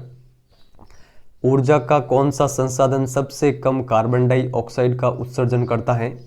देखिए, सही आंसर होगा प्राकृतिक गैस। तो आप ध्यान रखिएगा, प्राकृतिक गैस में सबसे कम कार्बन डाइऑक्साइड का उत्सर्जन होता है, इसलिए पर्यावरण अनुकूल है और इसे वर्तमान शताब्दी का ईंधन भी कहा जाता है। इसके प्रमुख क्षेत्र हैं अंडमान निकोबार द्वीप समूह, कृष्णा गोदावरी बेसिन। और इसके लिए देखिए, प्राकृतिक गैस के लिए पाइपलाइन का यूज़ होता है। इस पाइपलाइन का नाम क्या है? हजीरा विजयपुर जगदीशपुर पाइपलाइन, जो कि लगभग 1700 किलोमीटर लंबी है। तो आप ध्यान रखिएगा। और ये जो मुंबई हाई है, मुंबई हाई से निकलकर उत्तर भारत की ओर जाती है। ताप विद्युत के उत्पादन के लिए किन का प्रयोग किया जाता है? कोयला, पेट्रोलियम, प्राकृतिक गैस या फिर सभी? तो देखिए, सही आंसर होगा सभी। ताप विद्युत के उत्पादन के लिए इन सभी का यूज होता है। केरल में मिलने वाली मोनोजाइट रेत में कौन सा खनिज मिलता है? तो देखिए, इस खनिज का नाम है थोरियम। थर्ड नंबर ऑप्शन यहाँ पर सही आंसर होगा। यूरेनियम और थोरियम हमें झारखंड और राजस्थान की अरावली पहाड़ियों में देखने को मिलते हैं, जिनका प्रयोग परमाणु तथा आणविक ऊर्जा के उत्पादन में होता है। पवन ऊर्जा की विशाल पेटी किस राज्य में स्थित है? तो देखिए, ये स्थित है तमिलनाडु के अंतर्गत। तमिलनाडु में भी नागरकोइल और मदुरै के बीच में। तो आप ध्यान रखिएगा, नागरकोइल और जैसलमेर देश में पवन ऊर्जा के प्रभावी प्रयोग के लिए जाने जाते हैं। तो ये फैक्ट आप ध्यान रखिएगा। ज्वारीय ऊर्जा के प्रमुख क्षेत्र कौन कौन से हैं? खंबात की खाड़ी, कच्छ की खाड़ी, गंगा का डेल्टाई क्षेत्र, सभी? तो सही आंसर होगा सभी। भूतापीय ऊर्जा के दोहन के लिए भारत में कितनी प्रायोगिक योजनाएं शुरू की गई है? सही आंसर होगा 2। तो ये कहाँ कहाँ पर शुरू की गई है? तो देखिए, सबसे पहले ये शुरू की गई है हिमाचल में मणिकरण के निकट पार्वती घाटी में। और सेकंड है लद्दाख में, यहाँ पर ये पूगा होगा, गलती से ये टाइप हो गया है, तो आप ध्यान रखिएगा, पूगा घाटी में। ठीक है, लद्दाख की पूगा घाटी में भूतापीय ऊर्जा के दोहन के लिए प्रायोगिक योजना शुरू की गई है। तो ये फैक्ट आप ध्यान रखिएगा। सीएनजी का पूरा नाम क्या है? तो देखिए, इस प्रकार के भी क्वेश्चन एग्जाम में आते हैं। सीएनजी का जो फुल फॉर्म है वो है संपीड़ित प्राकृतिक गैस, कंप्रेस्ड नेचुरल गैस। तो आप ये ध्यान रखिएगा। कृषि और उद्योग एक दूसरे के हैं, तो ये क्या है? समान है, अलग है, पूरक है या फिर कोई नहीं? देखिए कृषि और उद्योग एक दूसरे के हैं पूरक। थर्ड नंबर ऑप्शन यहाँ पर सही आंसर होगा। निम्न में से कौन सा कृषि आधारित उद्योग नहीं है? सीमेंट उद्योग, सूती वस्त्र उद्योग, पटसन उद्योग, रबड़ उद्योग। देखिए इसका सही आंसर होगा जो सीमेंट उद्योग है ये कृषि आधारित उद्योग नहीं है। फर्स्ट नंबर ऑप्शन यहाँ पर सही आंसर होगा, तो आप ध्यान रखिएगा। तो सब लिस्ट देख लेते हैं कृषि आधारित उद्योग कौन कौन से हैं। सूती वस्त्र उद्योग है, ऊनी वस्त्र, पटसन, रेशम वस्त्र, रबड़, चीनी, चाय, कॉफी, वनस्पति तेल। इस जो जितने भी उद्योग दे रखे हैं ये सभी क्या है? कृषि आधारित उद्योग हैं।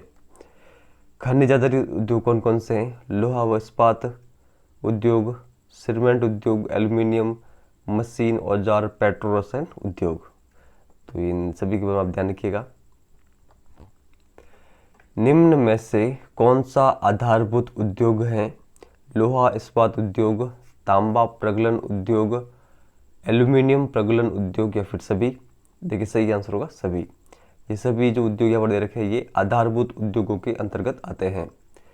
और नीचे वाला फैक्ट आप ध्यान रखिएगा कि इनके उत्पादन व कच्चे माल पर दूसरे उद्योग निर्भर करते हैं। किनके माल और उत्पादन पर? तो आधारभूत उद्योग के कच्चे माल और जो उत्पादन है इन पर दूसरे जितने भी उद्योग होते हैं वो निर्भर करते हैं, इसीलिए इनको आधारभूत उद्योग कहा जाता है। उपभोक्ता उद्योग कौन कौन सा है? चीनी, दंत मंजन, कागज, पंखे, सिलाई मशीन उद्योग। तो ये आप ध्यान रखिएगा। स्वामित्व के आधार पर उद्योगों के कितने प्रकार हैं? देखिए सही आंसर होगा 4 प्रकार है। कौन कौन से? सार्वजनिक उद्योग, निजी उद्योग, संयुक्त उद्योग और सहकारी उद्योग। तो उदाहरण देख लेते हैं इनके। सार्वजनिक उद्योग में कौन कौन से हैं? भारतीय heavy electricals limited, steel authority of India limited. निजी उद्योग में टिस्को, बजाज ऑटो लिमिटेड और टावर उद्योग।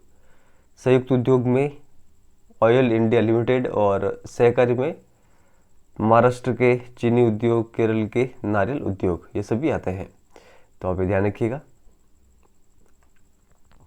लोहा इस्पात उद्योग किस प्रकार के उद्योग है? देखिए इसका सही आंसर होगा जो लोहा इस्पात उद्योग है वो भारी और आधारभूत उद्योग है। फर्स्ट नंबर ऑप्शन यहाँ पर सही आंसर होगा। और नीचे वाले इफेक्ट भी आप ध्यान रखिएगा। जो विद्युतीय उद्योग होते हैं ये किस प्रकार के उद्योग होते हैं? हल्के उद्योग। तो ये आप ध्यान रखिएगा। देश का अकेला उद्योग जो कच्चे माल से उच्चतम अतिरिक्त मूल्य उत्पाद तक की श्रृंखला में परिपूर्ण व आत्मनिर्भर है, तो ये उद्योग कौन सा है? देखिए मोस्ट इंपोर्टेंट क्वेश्चन है।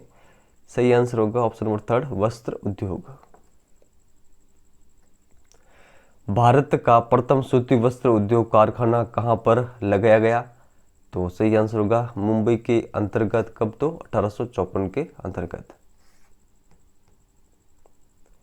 पटसन का सबसे बड़ा उत्पादक देश कौन सा है? सही आंसर होगा ऑप्शन नंबर 3 भारत। पटसन उद्योग अधिकांशतः पश्चिम बंगाल में हुगली तट पर स्थित है। प्रथम पटसन उद्योग रिसरा में स्थापित हुआ था 1855 ईस्वी में, जो कि कोलकाता में है। तो आप ध्यान रखिएगा। विश्व में गुड़ व खांडसारी के उत्पादन में प्रथम स्थान किस देश का है? तो देखिए सही आंसर होगा भारत का, ऑप्शन नंबर 2। तो आप ध्यान रखिएगा। चीनी उत्पादन में भारत का कौन सा स्थान है? तो 2nd स्थान है। और चीनी मिलों का जो 60% है वो उत्तर प्रदेश और बिहार में है। तो ये फैक्ट आप ध्यान रखिएगा। जो चीनी उद्योग है ये किस प्रकार का उद्योग है? ये एक मौसमी उद्योग है और ये किसके लिए उपयुक्त है? सहकारी क्षेत्र के लिए उपयुक्त है। तो ये सारे फैक्ट आप ध्यान रखिएगा। लोहा इस्पात उद्योग में लौह अयस्क, कोकिंग कोल, चूना पत्थर का अनुपात क्रमशः होता है। तो देखिए सही आंसर होगा 4:2:1। 2nd नंबर ऑप्शन यहाँ पर सही आंसर होगा। यानी लौह अयस्क 4, कोकिंग कोल 2 और चूना पत्थर 1। ठीक है, इनका ये अनुपात रहता है, तो आप ध्यान रखिएगा। निम्न में से कौन सी एजेंसी सार्वजनिक क्षेत्र में स्टील को बाजार में उपलब्ध कराती है। तो ये कौन सी एजेंसी है? सही आंसर होगा ऑप्शन नंबर 3 सेल। तो आप ध्यान रखिएगा। और इसकी फुल फॉर्म क्या होती है? Steel authority of India. तो आप ध्यान रखिएगा, steel authority of India limited. इस्पात के उत्पादन में विश्व में प्रथम देश कौन सा है? तो देखिए सही आंसर होगा यह है चाइना। और चाइना में ही इस्पात की सबसे अधिक खपत होती है, ये फैक्ट भी आप ध्यान रखिएगा। छोटा नागपुर का जो पठारी क्षेत्र है भारत में, वो लोहा इस्पात उद्योग का संकेंद्रण है, ये फैक्ट आप ध्यान रखिएगा। भारत का दूसरा सर्वाधिक महत्वपूर्ण धातु शोधन उद्योग कौन सा है? तो सही आंसर होगा एल्यूमिनियम प्रगलन उद्योग। ये भारत का दूसरा सर्वाधिक महत्वपूर्ण धातु शोधन उद्योग है। रसायन उद्योग एशिया का 3rd सबसे बड़ा उद्योग है। और रसायन उद्योग विश्व में आकार की दृष्टि से 12वें स्थान पर है उद्योगों में, ठीक है। तो आप ध्यान रखिएगा। कौन सा उद्योग बॉक्साइट को कच्चे माल के रूप में प्रयोग करता है? तो ये उद्योग कौन सा है? फर्स्ट नंबर ऑप्शन यहाँ पर सही आंसर होगा एल्यूमिनियम प्रगलन उद्योग। सीमेंट उद्योग के लिए किसे कच्चे माल के रूप में उपयोग में लिया जाता है? चूना पत्थर, सिलिका, जिप्सम या फिर सभी? सही आंसर होगा सभी। और पहला सीमेंट उद्योग, इसकी स्थापना हुई थी चेन्नई के अंतर्गत, कब? 1904 में। भारत की इलेक्ट्रॉनिक राजधानी कौन सी है? सही आंसर होगा ऑप्शन नंबर 3 बेंगलुरु। तो आप ध्यान रखिएगा। सूचना प्रौद्योगिकी तथा इलेक्ट्रॉनिक उद्योग निर्माण, ठीक है, इस उद्योग के अंतर्गत किन किन का निर्माण होता है? तो television, transistor, telephone, radar, computer, दूरसंचार, टेलीकॉम, इन सभी का। तो आप ध्यान रखिएगा। उद्योग कितने प्रकार के प्रदूषण के लिए उत्तरदायी है? तो देखिए सही आंसर होगा 4 प्रकार के प्रदूषण के लिए उत्तरदायी होते हैं उद्योग। कौन कौन से प्रदूषण? वायु, जल, भूमि और ध्वनि। कारखानों का गर्म जल जिसे पूरा ठंडा किए बिना नदियों, तालाबों में डाल देना, कौन सा प्रदूषण है? तो देखिए इस प्रकार का जो प्रदूषण है उसे कहा जाता है तापीय प्रदूषण। 3rd नंबर ऑप्शन यहाँ पर सही आंसर होगा। तो आप ध्यान रखिएगा। और नीचे फैक्ट भी आप ध्यान रखिए कि भारत में राष्ट्रीय ताप विद्युत ग्रह कॉर्पोरेशन विद्युत प्रदान करने वाली मुख्य निगम है। तो आप ध्यान रखिएगा। किस प्रदूषण के लिए सल्फर डाइऑक्साइड और कार्बन मोनोऑक्साइड उत्तरदायी है? तो देखिए सही आंसर होगा किस प्रदूषण के लिए? वायु प्रदूषण के लिए। भारत में कितने मुख्य संकलित उद्योग हैं? तो सही आंसर होगा 10। तो यहाँ पर हमारे चैप्टर नंबर 6 के सारे क्वेश्चन कवर हो गए हैं। शुरुआत करते हैं चैप्टर नंबर 7 की, जिसका नाम है राष्ट्रीय अर्थव्यवस्था की जीवन रेखा। मोस्ट इंपॉर्टेंट चैप्टर है। क्वेश्चन नंबर 1 देखते हैं। परिवहन के मुख्यतः कितने साधन हैं? देखिए सही आंसर होगा परिवहन के मुख्यतः 3 साधन होते हैं। कौन कौन से? स्थल परिवहन, जल परिवहन और वायु परिवहन। तो ये परिवहन के 3 प्रमुख साधन हैं। अब देखिए स्थल परिवहन को कितने भागों में बांटा गया है? तो 3 भागों में, सड़क, रेल और पाइपलाइन परिवहन में। जो जल परिवहन है इसको आंतरिक जल मार्ग और समुद्री जल मार्ग के अंतर्गत बांटा गया है। और जो वायु परिवहन है इसको घरेलू विमान और अंतर्राष्ट्रीय विमान, इन दोनों भागों के अंतर्गत बांटा गया है। घरेलू विमान को भी 2 भागों में बांटा गया है, सार्वजनिक प्राधिकरण और निजी विमान सेवा। तो आप ध्यान रखिएगा। भारत का सड़क का जाल लगभग है। देखिए भारत में जो सड़कों का जाल है वो है लगभग 56 lakh kilometre. 3rd number option यहाँ पर सही आंसर होगा। भारत में सड़क परिवहन रेल परिवहन से पहले प्रारंभ हुआ। निर्माण और व्यवस्था में सड़क जो परिवहन है वो रेल परिवहन की अपेक्षा अधिक सुविधाजनक है। तो आप ध्यान रखिएगा। देखिए अगर हमें नॉर्मली सड़क बनानी है तो उसमें कम हमें प्रॉब्लम होती है, लेकिन जो रेलों की जो पटरियाँ बिछाने में काफ़ी अधिक प्रॉब्लम होती है। जैसे कि पहाड़ी क्षेत्र है तो वहाँ पर सड़क बनाना काफ़ी आसान है बजाय कि रेल की जो पटरियाँ बिछाना है वो। तो आप ध्यान रखिएगा। भारत में सड़कों को सक्षमता के आधार पर कितने भागों में बांटा गया है? देखिए सही आंसर होगा 6 भागों के अंतर्गत, ऑप्शन नंबर सेकंड। तो 6 भाग कौन कौन से? स्वर्णिम चतुर्भुज महाराजमार्ग, राष्ट्रीय राजमार्ग, राज्य राजमार्ग, जिला मार्ग, अन्य मार्ग और सीमांत सड़कें। तो आप ध्यान रखिएगा। स्वर्णिम चतुर्भुज महाराजमार्ग दिल्ली, मुंबई, कोलकाता और चेन्नई को जोड़ने वाली कितनी लेन वाला महाराजमार्ग है? तो देखिए ये जो महाराजमार्ग है ये कितनी लेन का है? ये 6 लेन वाला महाराजमार्ग। तो ऑप्शन नंबर 4 यहाँ पर सही आंसर होगा। और देखिए इस परियोजना में, किस परियोजना में? स्वर्णिम चतुर्भुज महाराजमार्ग परियोजना में 2 गलियारे प्रस्तावित हैं। कौन कौन से? उत्तर दक्षिण गलियारा और पूर्व पश्चिम गलियारा। स्वर्णिम चतुर्भुज महाराजमार्ग का उत्तर दक्षिण गलियारा का विस्तार है, तो देखिए इसका विस्तार है श्रीनगर से कन्याकुमारी तक। थर्ड नंबर ऑप्शन यहाँ पर सही आंसर होगा।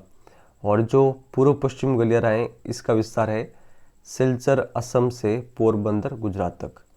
तो ये ध्यान रखिएगा। इस परियोजना का उद्देश्य क्या है? तो देखिए इसका उद्देश्य है भारत के मेगा सिटी के मध्य की दूरी को कम करना। और इस परियोजना पर अधिकार किसका है? राष्ट्रीय राजमार्ग प्राधिकरण का। तो ये फैक्ट आप ध्यान रखिएगा। राष्ट्रीय राजमार्ग का निर्माण व रखरखाव कौन करता है? तो इसका सही आंसर होगा केंद्रीय लोक निर्माण विभाग। अगर हम बात करें कि राज्य राजमार्ग की रखरखाव और निर्माण कौन करता है, तो ये है सार्वजनिक निर्माण विभाग। और जिला मार्गों का निर्माण और रखरखाव करता है जिला परिषदें। प्रधानमंत्री ग्रामीण सड़क परियोजना, इसके अंतर्गत देखिए क्या है? देश के प्रत्येक गांव को प्रमुख शहरों से पक्की सड़कों के द्वारा जोड़ना इस परियोजना का उद्देश्य है। तो आप ध्यान रखिएगा। सीमा सड़क संगठन की स्थापना कब हुई? तो ये हुई थी 1960 के अंतर्गत।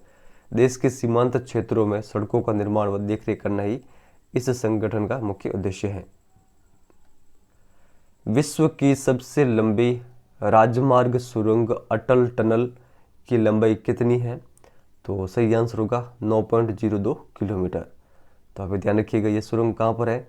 तो पीर पंजाल पर्वतमाला में ये स्थित है। इसकी औसत ऊंचाई कितनी है? 3000 मीटर।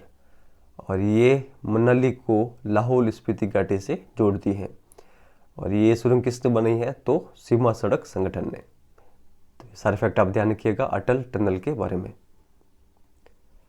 भारत की पहली रेलगाड़ी कब चली? तो देखिए इसका सही आंसर होगा भारत की जो पहली रेलगाड़ी है ये चली थी 1853 के अंतर्गत।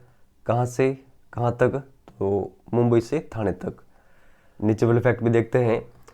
विश्व का सर्वाधिक बड़ा सार्वजनिक क्षेत्र का प्राधिकरण है रेल परिवहन। और देखिए जो मुंबई से थाने के मध्य में जो ट्रेन चली थी वो कितनी चली थी? 34 किलोमीटर। भारतीय रेल परिवहन को 16 रेल प्रखंडों में पुनः संकलित किया गया है। ये फैक्ट बुक में दे रखा है।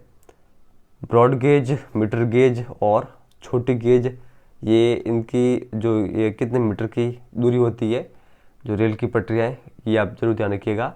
ब्रॉड गेज में 1.676 मीटर, मीटर गेज में 1 मीटर और छोटे गेज में 0.762 या फिर 0.610 मीटर की दूरी होती है। तो आप ध्यान रखिएगा। ये फैक्ट बुक में दे रखा है। और मोस्ट इंपॉर्टेंट फैक्ट है, देश में पाइपलाइन परिवहन के कितने प्रमुख जाल हैं? तो देखिए 3 प्रमुख जाल है देश के अंतर्गत पाइपलाइनों के। तो कौन कौन से हैं? प्रथम पाइपलाइन जाल उत्तरी असम के तेल क्षेत्रों से गुवाहाटी, बरौनी और इलाहाबाद के रास्ते कानपुर तक।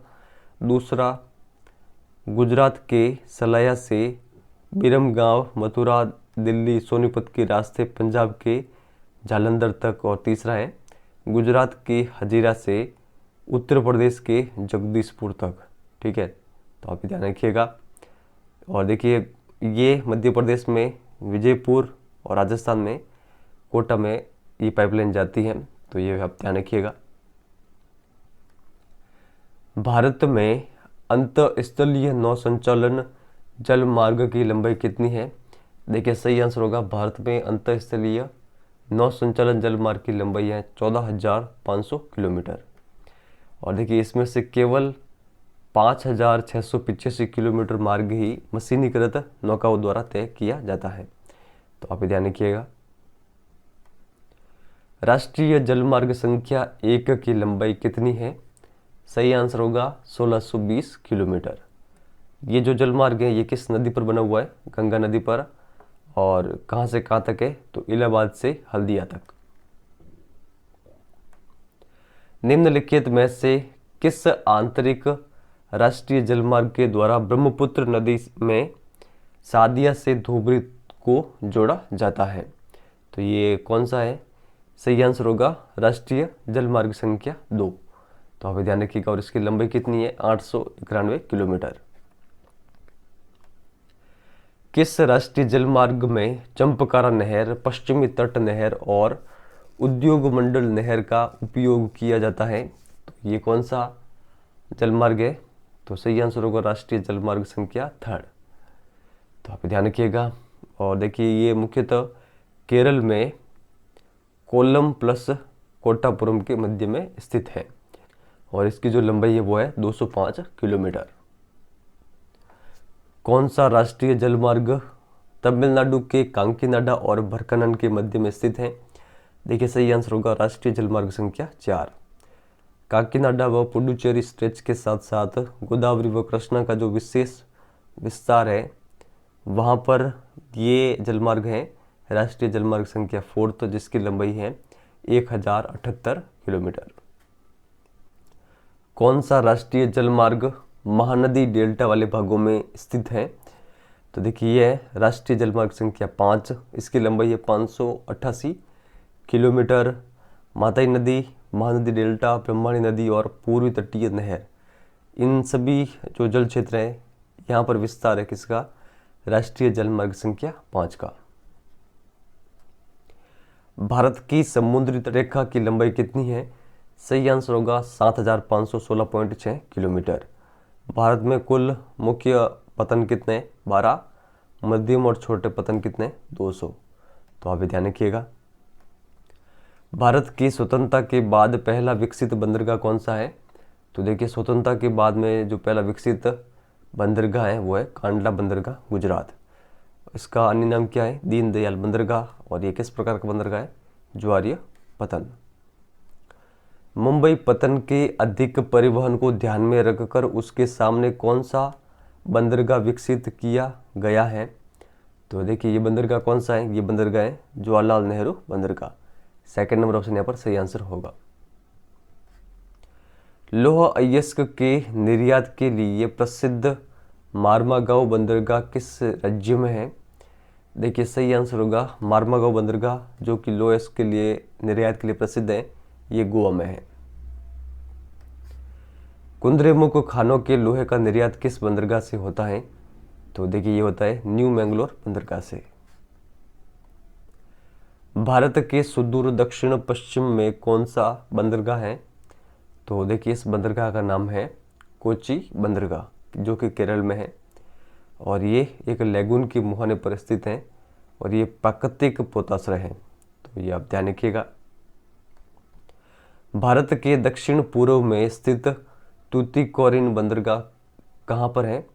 तो देखिए जो तूतीकोरिन बंदरगाह है ये स्थित है तमिलनाडु के अंतर्गत और ये भी एक प्राकृतिक पोताश्रय है। चेन्नई देश का प्राचीनतम कृत्रिम बंदरगाह है। व्यापार मात्रा और लदे सामान में प्रथम स्थान कौन सा बंदरगाह रखता है? मुंबई। और सेकंड स्थान रखता है चेन्नई। विशाखापट्टनम बंदरगाह किस राज्य में है? देखिए सही आंसर होगा option number first, Andhra Pradesh के अंतर्गत। और जो विशाखापट्टनम बंदरगाह है ये स्थल से घिरा हुआ गहरा और सुरक्षित बंदरगाह है। मोस्ट इंपॉर्टेंट आप फैक्ट ध्यान रखिएगा। पारादीप बंदरगाह कहाँ पर है? ये है उड़ीसा में, तो ये भी आप ध्यान रखिएगा। हल्दिया बंदरगाह किसका सहायक बंदरगाह है? तो देखिए सहायक बंदरगाह है कोलकाता बंदरगाह का। कोलकाता जो बंदरगाह ये एक अंतःस्थलीय नदी बंदरगाह है और ये भी एक कांडला की तरह ज्वारीय बंदरगाह है। वायु परिवहन का राष्ट्रीयकरण कब हुआ? तो देखिए ये हुआ था 1953 के अंतर्गत। 4th नंबर यहाँ पर सही आंसर होगा। जो वायु परिवहन है ये तीव्रतम, आरामदायक और प्रतिष्ठित परिवहन है। एयर इंडिया घरेलू और अंतर्राष्ट्रीय सेवाएं प्रदान करती हैं, तो ये फैक्ट आप ध्यान रखिएगा। डिजिटल भारत कार्यक्रम का मुख्य उद्देश्य क्या है? भारतीय प्रतिभा, सूचना प्रौद्योगिकी, दोनों कोई नहीं। सही आंसर होगा डिजिटल भारत कार्यक्रम का ये दोनों उद्देश्य हैं, तो करेक्ट आंसर होगा ऑप्शन नंबर 3rd। भारतीय और विदेशी सभी फिल्मों को प्रमाणित करने का अधिकार भारत में किसके पास है? तो देखिए सही आंसर होगा ऑप्शन नंबर 1st, केंद्रीय फिल्म प्रमाणन बोर्ड के पास। 1st नंबर ऑप्शन यहाँ पर सही आंसर होगा। तो देखिए इस चैप्टर में जितने भी इंपॉर्टेंट क्वेश्चन एंड फैक्ट थे सभी मैंने आपके सामने रखे हैं। आज का हमारा कमेंट वर्क है, राष्ट्रीय जलमार्ग संख्या 1 की लंबाई कितनी है? तो जो भी इसका सही आंसर हो कमेंट सेक्शन में आप लिख के बताएं। अगर ये वीडियो आपको हेल्पफुल लगा हो तो लाइक शेयर जरूर करिएगा, और जो हमारी नेक्स्ट सीरीज रहेगी उसके बारे में आपको जल्द अवगत करवाऊंगा। धन्यवाद।